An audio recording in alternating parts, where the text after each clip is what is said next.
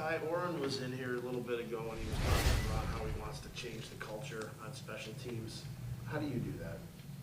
I mean, I think it starts with the mentality.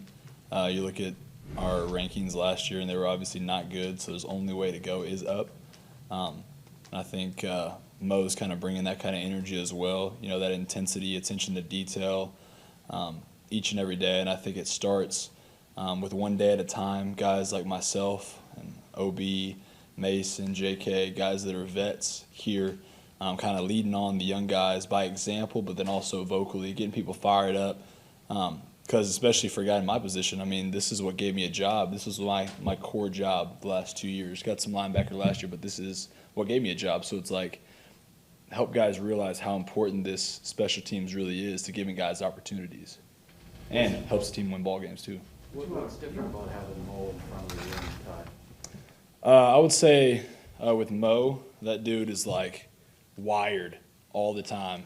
Just intensity, wanting guys to be awake. I don't know if he's ever tired, and if he is, he fakes it really good.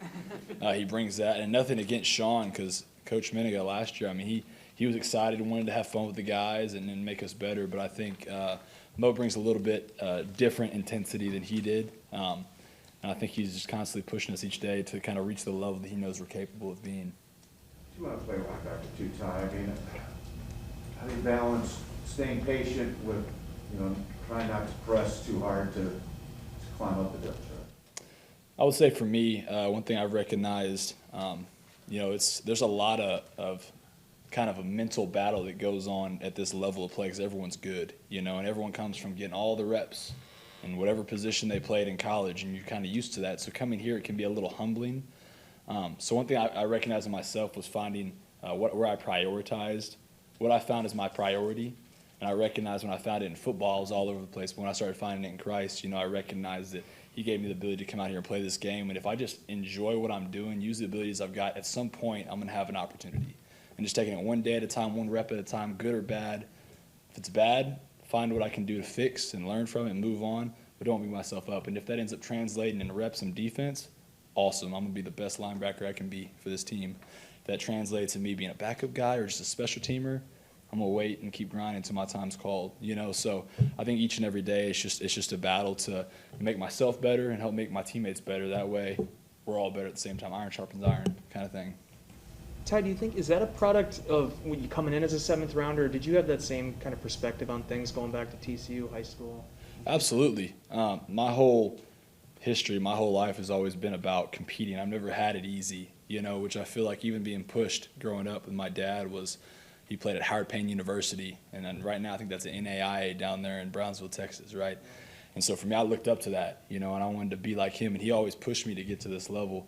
And whether it was like dealing with injuries or dealing with guys that are just elite next to me that I have to compete with, it always forced me to have to reach another level and to improve my game.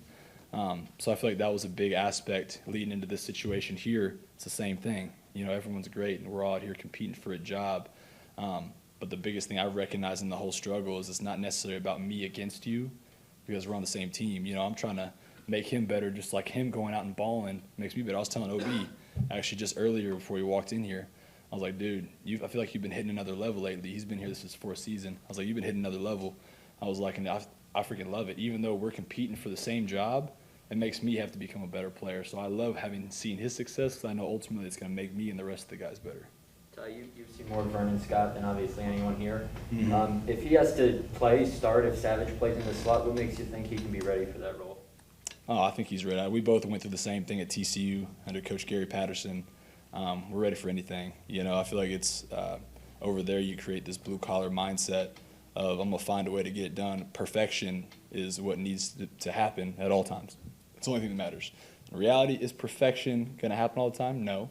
But I think what it taught us through that experience and then translating here is that we can always strive for perfection, recognize if we're just short, that we always have that desire to reach it, but we know that we know how to bounce back from not being perfect and how to recover and have a short-term memory. So I think absolutely if something happened and he needed to go in there, I think he would do exactly what it takes and help us win ball games.